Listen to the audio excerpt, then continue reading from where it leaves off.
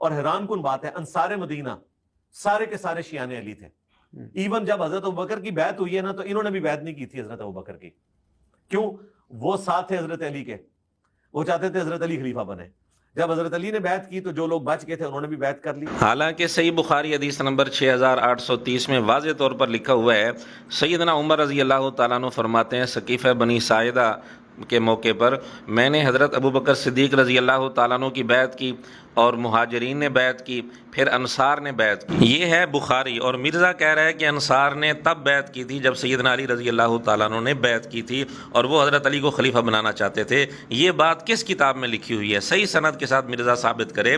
और मिर्ज़ा ख़ुद कहते हैं कि हज़रत अली ने 6 माह बाद बैत की, तो अंसार ने क्या 6 माह बाद बैत की थी? ये किस किताब में लिखा हुआ है? किसी फिल्म में तो नहीं।